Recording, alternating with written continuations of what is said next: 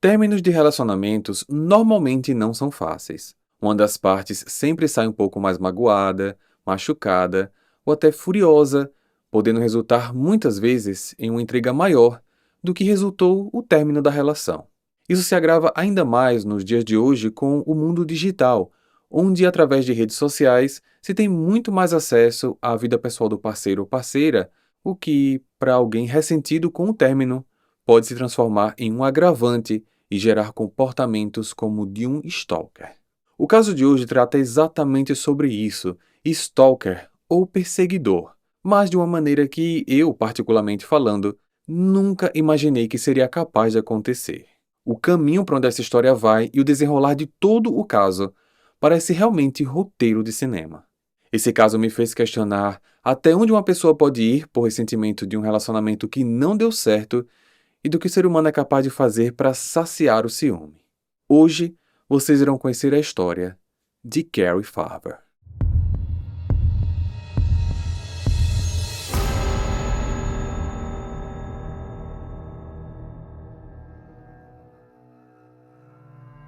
Carrie Leah Farver nasceu no dia 30 de novembro de 1974 nos Estados Unidos, e em 2012, aos 37 anos, ela precisou parar numa oficina para verificar um problema em seu carro. Foi nessa ocasião que ela conheceu David Kroupa, um dos mecânicos do local, com quem acabou tendo alguns encontros íntimos sem compromisso, mas que, em questão de semanas, esse relacionamento se tornou um verdadeiro inferno na vida dele. David Alexander Kroupa, mais conhecido apenas como Dave, nasceu no dia 9 de outubro de 1976, no estado da Dakota do Sul, Estados Unidos. No começo do ano 2000, perto dos 25 anos, ele conheceu Amy Flora. Os dois começaram a sair e rapidamente se apaixonaram. Em 2001 já estavam morando juntos, meses depois nasceu a primeira filha do casal e em 2003 o primeiro filho. Em 2011, eles decidiram se separar, mas tudo ocorreu de forma amigável. Amy quis voltar para Omaha, em Nebraska, onde cresceu, e disse que levaria as crianças com ela, e como Dave queria estar presente na vida dos filhos, ele também se mudou. Seus primeiros meses em Omaha foram voltados para que ele se realocasse da melhor maneira possível. Ele focou em arrumar um emprego e encontrar um apartamento próximo à casa da Amy, para facilitar a visita aos filhos. No ano seguinte, 2012, depois de estar estabelecido e empregado em uma oficina, Dave, aos 35 anos, estava pronto para seguir em frente com sua vida, e assim decidiu se aventurar em sites e aplicativos de encontros.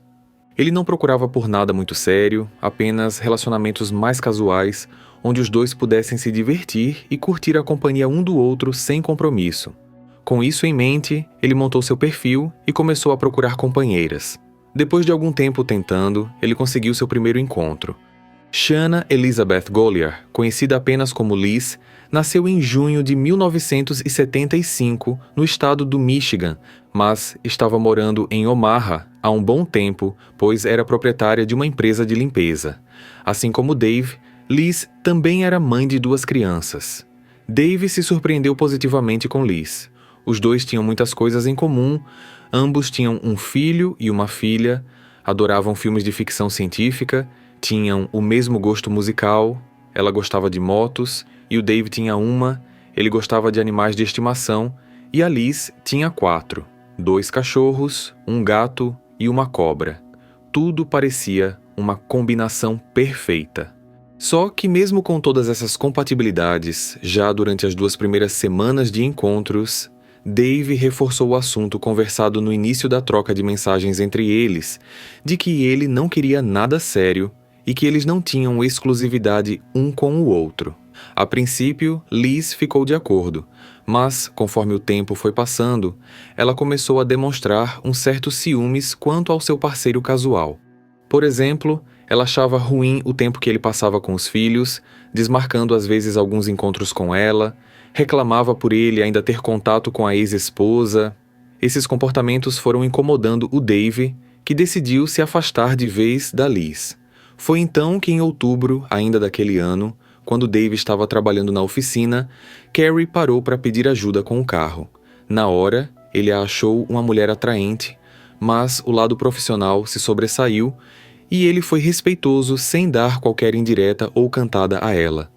Um tempo depois, por obra do destino, Dave viu o perfil dela em um dos sites de relacionamento e decidiu mandar uma mensagem. O primeiro encontro aconteceu no dia 29 de outubro de 2012. Nele, Dave descobriu que Carrie havia crescido na região, que trancou a faculdade após ser mãe muito cedo, mas que depois conseguiu terminar os estudos. E hoje tinha uma ótima perspectiva de carreira, já que trabalhava como programadora em uma empresa de tecnologia.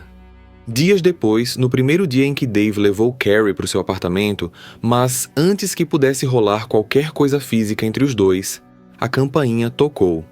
Quando ele abriu a porta para ver quem era, lá estava a Liz, dizendo que precisava pegar algumas coisas pessoais.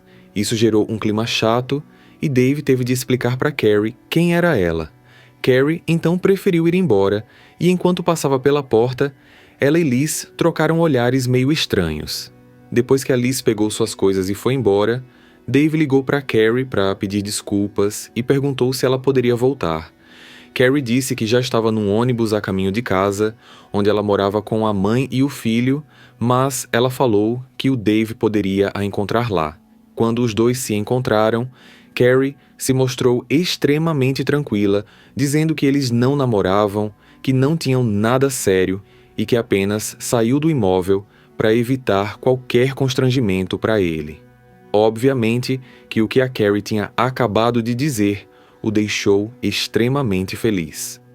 O novo casal casual começou a passar bastante tempo juntos, mas esse relacionamento veio a sofrer uma drástica mudança no dia 13 de novembro de 2012, apenas 2 semanas depois do primeiro encontro. Por volta das 6 da manhã, Dave se levantou para começar a se arrumar para o trabalho. Carrie já estava acordada, trabalhando no seu laptop em um projeto grande da empresa e iria para o escritório em alguns minutos.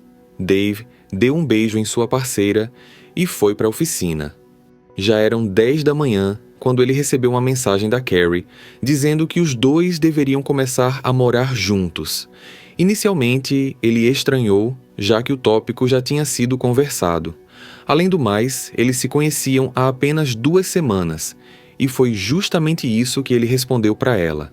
Porém, o que Dave não esperava era que ele começaria a receber mensagens da Carrie o xingando, falando que sua vida estava arruinada e que era para ele desaparecer. Sem saber muito como reagir, ele seguiu no trabalho até o horário do almoço, e quando voltou para casa para comer, ele percebeu que todas as coisas dela não estavam mais lá. Ao mesmo tempo que ele ficou chateado, ele sentiu um certo alívio de aquilo já ter acontecido no começo daquele relacionamento. Agora só restava a ele seguir com a vida e, quem sabe, procurar uma nova parceira. Ele só não imaginava que a partir daí a sua vida se tornaria um verdadeiro inferno.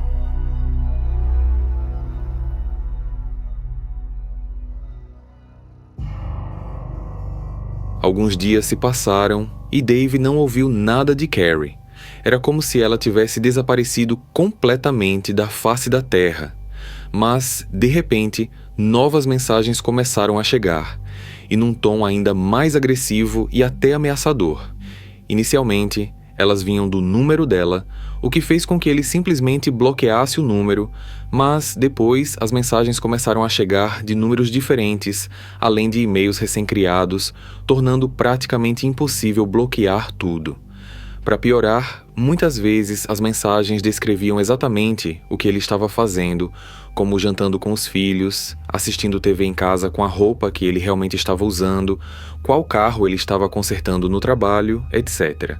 A todo momento, Dave estava sendo vigiado e, consequentemente, isso acabou causando nele uma paranoia, temendo não só pela sua segurança, como também das pessoas ao seu redor, principalmente seus filhos.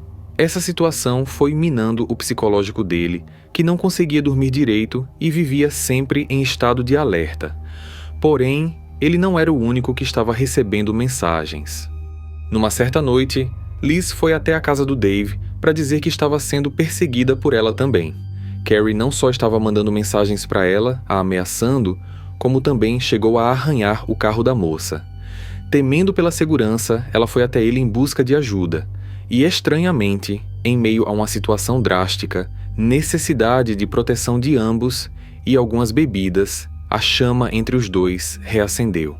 A partir de então, o que antes eram ameaças passaram a se tornar atos de terror psicológico.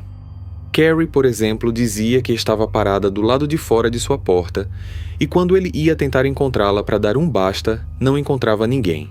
Invasões e atos de vandalismo começaram a se tornar recorrentes, com o apartamento de Dave sendo invadido em mais de uma ocasião, tendo a janela quebrada e as roupas que a Liz guardava lá esfaqueadas.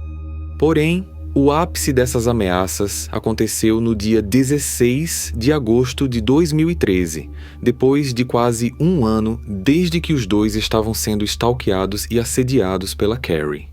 Nesse dia, Dave estava num bar bebendo quando recebeu uma mensagem da sua stalker dizendo: "Taquei fogo na casa daquela vagabunda." Ele imediatamente ligou para Liz, que informou que estava do lado de fora da casa com os filhos, enquanto os bombeiros apagavam o fogo. Felizmente, tanto ela quanto as crianças estavam ilesos, mas o incêndio acabou destruindo muito dos bens que eles possuíam, além de levar a vida de todos os 4 animais de estimação da família. Depois do incêndio, Liz precisou se mudar com os seus filhos. E, em prol da segurança da família, decidiu não falar para o Dave para onde iam e dar um tempo no relacionamento. Apesar de ficar triste, ele compreendeu a decisão dela e, pensando na sua própria segurança, ele trocou de celular e decidiu se mudar também. Com isso, o caso foi direcionado para o detetive Chris Legros, especialista em violência doméstica e casos de stalking. E logo de cara, uma descoberta inquietante veio à tona. Desde novembro de 2012, Carrie não tinha sido vista por ninguém. Desde o dia 11 de novembro, Nancy, a mãe da Carrie, e Max, o filho, não a viam pessoalmente. Ela havia perdido eventos importantes, como um chá de revelação do sexo do bebê de uma amiga, um casamento de um membro da família, o aniversário do próprio filho e o funeral do seu pai, que estava em um estágio de câncer avançado quando ela sumiu. A única forma de comunicação entre mãe e filha era através de mensagens, nas quais Carrie dizia que tinha se mudado para o Kansas por conta de um trabalho novo, que demandava muito tempo dela, pois era um projeto que já estava atrasado. Todavia, conforme o tempo passava, a comunicação entre elas ficava mais curta. Apesar de tudo isso parecer estranho, para a família isso não era tão estranho.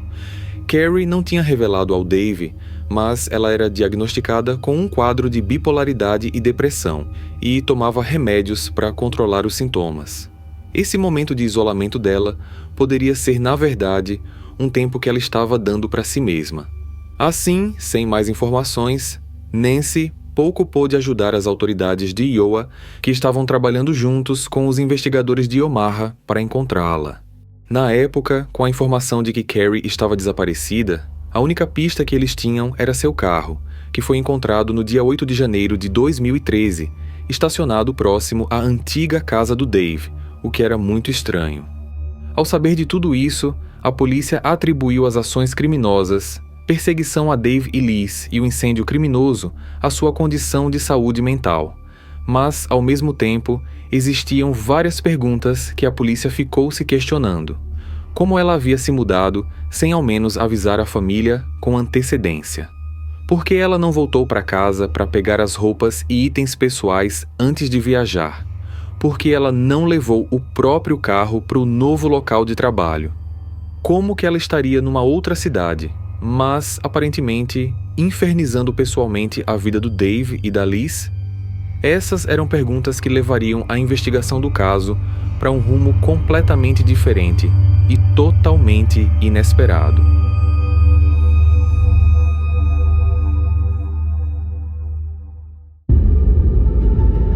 Um ano se passou desde o incêndio na casa da Liz.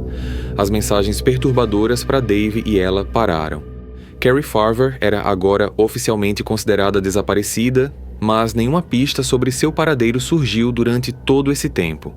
Porém, em 2014, O caso chamou a atenção de 2 membros da polícia do condado de Pottawatomie, que ficava em Iowa. Eles eram o sargento Jim Doughty e investigador Ryan Avis, que pediram para os seus superiores para assumirem a investigação. Apesar dos responsáveis pelo caso na época terem atribuído o comportamento criminoso a Carrie e as condições psicológicas dela, o que mais chamou a atenção de Jim e Ryan foi o fato de ninguém ter visto a moça pessoalmente desde novembro de 2012 e pela primeira vez na investigação foi levantada uma das questões mais cruciais para entender o que aconteceu. Seria realmente Carrie quem estava mandando aquelas mensagens? Para descobrirem isso, seria necessário um especialista em tecnologia e ciência da computação. Eis que entra em cena Tony Cava, que trabalhava no departamento de TI, ajudando especialmente em casos de crimes digitais. Logo de cara, Tony começou a analisar as centenas de e-mails enviados no decorrer dos anos, buscando um IP que pudesse mostrar quem realmente estava por trás disso tudo. A pessoa responsável sabia claramente o que estava fazendo, pois ela cobriu todos os rastros muito bem, já que havia centenas de IPs detectados em diferentes cantos do planeta devido ao uso de VPNs. Como Liz ainda estava incomunicável pela Carrie, o assédio passou a acontecer agora com a Amy, a ex-namorada do Dave, mãe dos seus 2 filhos. Alguém que, como falei antes, é uma pessoa que ele ainda tinha um carinho imenso. Assim como foi algum tempo atrás, Carrie mandava dezenas de mensagens, descrevendo exatamente o que a família estava fazendo, como também fazendo algumas ameaças. Temendo pelo pior, o pai de Dave, que estava a par de tudo, comprou uma arma para que seu filho pudesse usar para defender ele e a família caso necessário. Mas, a fim de evitar qualquer acidente familiar, Dave deixava a pistola na parte de cima do seu armário, onde os filhos jamais conseguiriam ver ou alcançar, mas que ele poderia acessar facilmente caso precisasse. A volta da Stalker fez com que o sargento Jim, o investigador Ryan e o perito em crimes cibernéticos, Tony, tivessem que focar ainda mais na investigação. Tony passou a acelerar o pedido das análises de todos os IPs identificados, e assim que saiu o relatório, um lhe chamou bastante a atenção. No meio de todos aqueles IPs, apontando para diferentes cantos do mundo, um parecia que tinha sido usado sem VPN, pois estava registrado em uma casa muito próxima dali, em Iowa mesmo. O registro estava em nome de Todd Butterbaugh e após um mandado de busca na residência dele, Todd explicou que ele não era a única pessoa que usava a internet na casa. A sua namorada fazia uso constante quando estava lá e essa namorada era Shanna Elizabeth Goliar, a Liz. Aos poucos, o caso contra a Stalker ia se encorpando, visto que agora eles tinham muitas suspeitas de que a Liz estava se passando pela Carrie digitalmente, mas restava descobrir uma peça-chave desse quebra-cabeça. Seria ela a responsável pelo desaparecimento da Carrie? O que a Liz fez para se livrar dela? Como e por quê?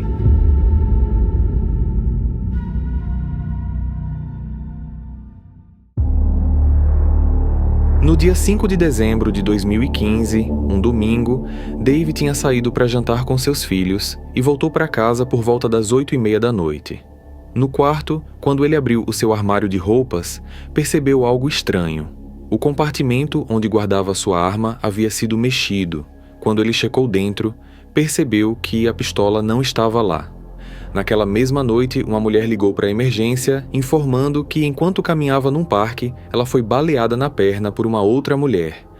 Quem fez a ligação foi a Liz, e quem ela suspeitava ser a atiradora era a Amy.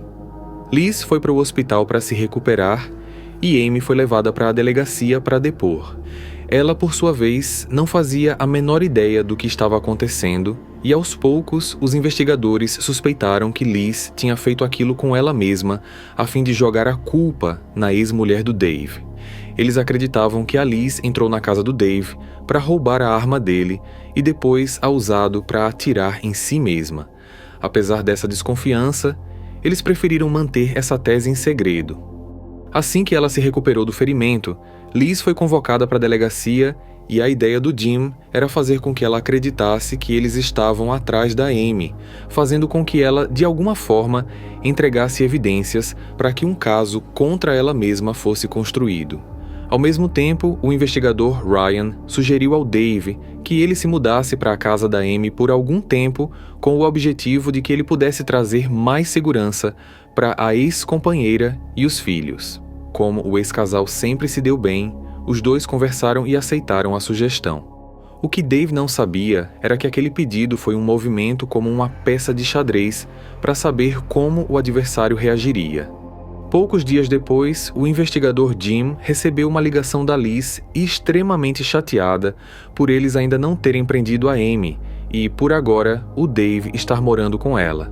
E eles então se questionaram internamente o que ela tem a ver com isso. Mesmo assim, Jim comentou que a polícia ainda não podia fazer muito, tendo em vista que eles não tinham evidências que demandassem uma prisão.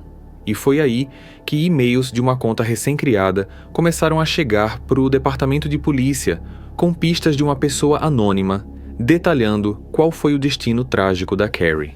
Havia diferentes versões sobre o que de fato tinha ocorrido, mas todas compartilhavam um mesmo acontecimento, um esfaqueamento dentro do carro da vítima. O carro de Carrie foi recuperado e novamente periciado, só que dessa vez na busca por vestígios de sangue e, ao checarem o estofamento, havia ali uma pequena mancha vermelha escuro-seca. Finalmente, a cena do crime havia sido descoberta.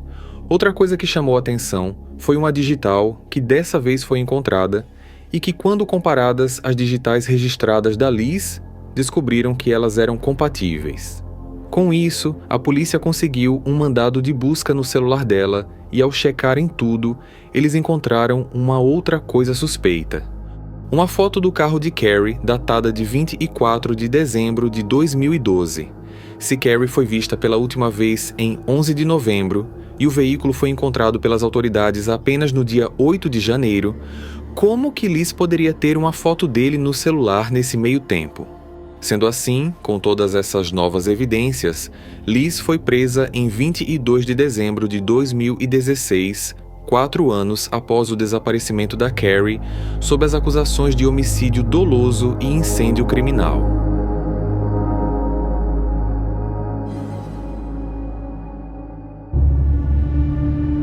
A prisão de Liz trouxe um alívio enorme para Dave e Amy, que pela primeira vez em muitos anos poderiam seguir com suas vidas sem o medo de estarem sendo constantemente vigiados. Contudo, uma nova batalha se iniciaria: garantir que Liz não fosse inocentada. Uma tarefa bem mais difícil do que parece, visto que ainda havia algumas lacunas e dúvidas em torno do assassinato. Afinal, como montar um caso de homicídio sem a arma do crime e muito menos um corpo? Durante uma das várias das novas entrevistas feitas com Dave, Tony perguntou se ele ainda tinha algum aparelho eletrônico da época de quando a Carrie desapareceu. Eles tinham como objetivo tentar resgatar mensagens ou algo semelhante para tentar encontrar os últimos passos dela. Dave então foi até um depósito onde guardava algumas coisas antigas, recuperou um tablet e o entregou para a equipe de investigação. O aparelho já não funcionava mais, mas ainda tinha um cartão de memória. O cartão estava formatado. Mesmo assim, eles foram mais fundo para tentar recuperar o conteúdo, e a polícia conseguiu visualizar centenas de fotos, mas em tamanho muito pequeno. Contudo, era nítido que muito mais da metade das imagens eram selfies da Liz. Eles não imaginavam aquilo, mas aquele cartão de memória era do celular dela, e pela data das fotos, era da época em que Carrie desapareceu. E uma delas em particular chamou bastante a atenção. Era uma foto de algo que parecia um pedaço de madeira, mas que tinha um desenho estranho no meio e umas linhas escuras. Dando um zoom na imagem, que como falei era pequena, ou seja, péssima qualidade, ele passou a desconfiar que aquilo não era um tronco, mas sim um pé humano. Os investigadores entraram em contato com Nancy para perguntar se Carrie tinha alguma tatuagem no pé, e ela confirmou que a filha tinha sim, e enviou uma foto onde era possível ver a tatuagem, um símbolo chinês que representava mãe, e as imagens eram muito semelhantes. O julgamento ocorreu 2 anos depois da prisão, no final de 2018, e foi um caso que marcou a história forense criminal do estado, visto que quase todas as evidências e rastros da assassina não eram físicas. Isso evidenciou a importância das pegadas digitais em crimes modernos e como as autoridades precisam estar preparadas para detectar e trabalhar com esse tipo de evidência. A promotoria tinha uma versão para juntar todas as pontas soltas nesse caso. Eles não tinham evidências diretas, mas apresentaram a teoria para que o júri pudesse decidir sobre a culpabilidade ou não da Liz. Segundo eles, Liz, movida por completos ciúmes e obsessão, na manhã do dia 13 de dezembro de 2012, com o uso de uma faca, abordou Carrie em seu carro quando ela pretendia ir ao trabalho. Carrie foi orientada a dirigir para algum local deserto, onde, sem chances de pedir ajuda, foi atacada.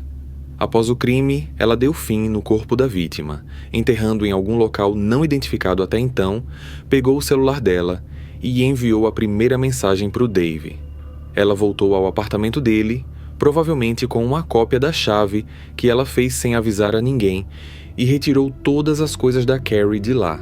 A partir daí, ela passou a se passar pela vítima, tanto para ele como para a família dela e para ela mesma.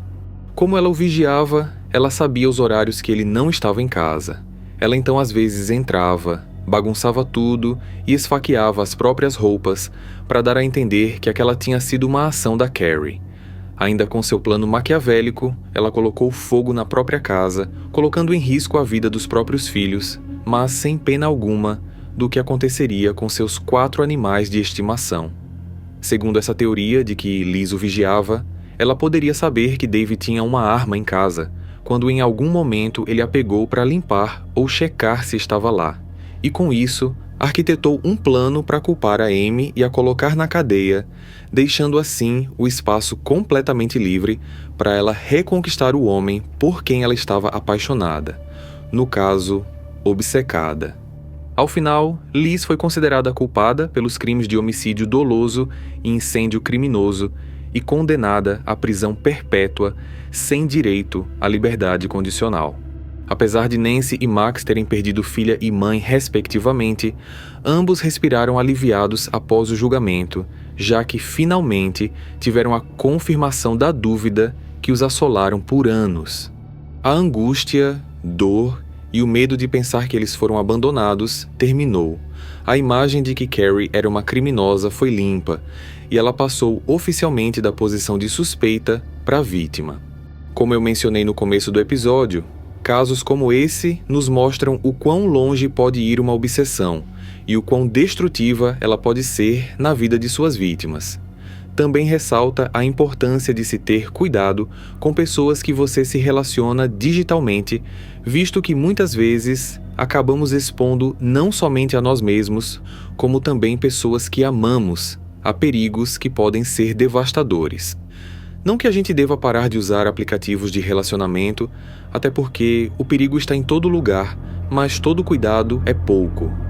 Infelizmente, o corpo da Carrie, até hoje, não foi encontrado.